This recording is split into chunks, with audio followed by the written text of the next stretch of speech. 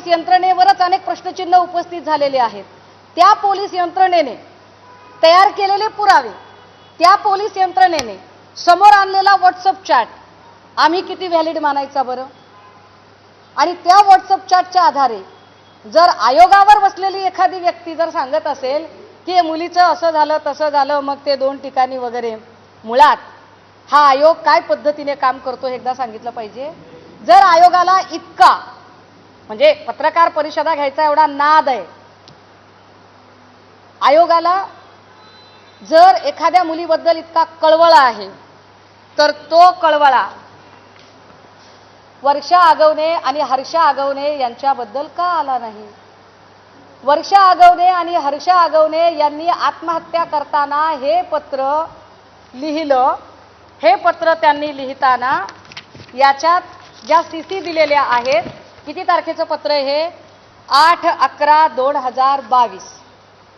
विशेष आयोगाला बघा काय लिहिलेलं आहे त्याच्यामध्ये। विषय: फलटण शहर तसेच ग्रामीण पोलीस स्टेशनचे काही अधिकारी व कर्मचारी तसेच सेंट्रल बँक ऑफ इंडिया शाखा गिरवीचे प्राधिकृत अधिकारी श्री किरण डुकरे। बघा चौकशीच्या कक्षेत नावं किती किती येत आहेत ती। बँक ऑफ इंडिया शाखा गिरवीचे प्राधिकृत अधिकारी श्री किरण डुकरे हे सर्व संगनमत करून माझे वडील श्री दिगंबर रोहिदास आगवणे व आई सौ जयश्री दिगंबर आगवणे यांच्यावर राजकीय द्वेषबुद्धीने विद्यमान खासदार रणजित सिंह नाईक निंबाळकर यांच्या सांगण्यावरून, पुन्हा एकदा याच्यात हा उल्लेख आलाय, हा उल्लेख आजचा नाही साहेब, हा उल्लेख 2022चा उल्लेख आहे। हे शासनाला गेलेलं पत्र आहे। रणजित सिंह म्हणाले ना की माझा काही इंटरफिअर नाही, पीडित लोकांनी लिहिलेली पत्र आहे आणि त्याचे पुरावे मी आपल्या समोर देते की रणजित सिंह नाईक निंबाळकर यांच्या सांगण्यावरून वेगवेगळ्या खोट्या फौजदारी केसेस दाखल करून त्यांना त्रास देऊन भीतीचे वातावरण तयार केल्यामुळे 6/11/2022 रोजी नैराश्यामुळे व मानसिक ताणतणावामुळे आत्महत्येला सामोरे। काय जर तुम्हाला एवढ्या पत्रकार परिषदा घेण्याचा नाद आहे, तर वर्षा आगवणे आणि हर्षा आगवणेच्या प्रकरणात तुम्ही का घेतली नाही पत्रकार परिषद? का नाईक निंबाळकरांना तेव्हाच प्रश्न विचारले नाही? का तुम्ही वैष्णवी हगवणे प्रकरणात वैष्णवीच्या बाजूने प्रश्न विचारले नाही? का तुम्ही वेगवेगळ्या टीव्ही चॅनलच्या डिबेटमधून पळून गेला होतात? का तुम्हाला तनिषा भिसे प्रकरणात रिपोर्ट सादर करायचा होता जो आतापर्यंत सादर करता आला नाही?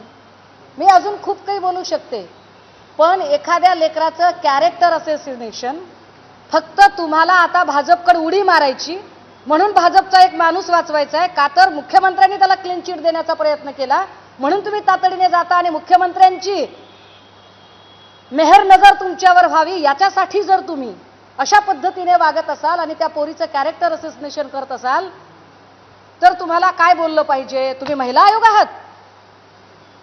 महिला आयोग असा बदनामी करत नसतो कुठल्या बाईची। म्हणजे मला सुनील तटकरेंना या पत्रकार परिषदेच्या निमित्ताने सांगायचंय, आवरा जरा माणसं, आवरा। चुकीच्या लोकांना चुकीच्या ठिकाणी बसून पक्ष धोक्यात आणू नका आणि महिला आयोगाला काळीमा फासू नका, महिला आयोगाच्या कारकिर्दीला कलंक लावू नका अशा पद्धतीने वागून।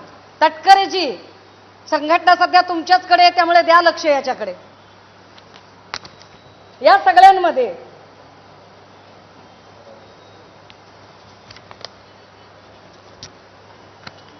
मी काहीच केलं नाही, माझा संबंधच येत नाही।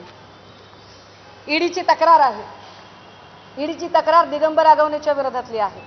एखाद्या माणसाला किती फसवावं, मी त्याच्या सगळ्या गोष्टी काढणार आहे, मी एपिसोड वाईज एपिसोड करणार आहे, रोज कागदपत्र काढत जाईल।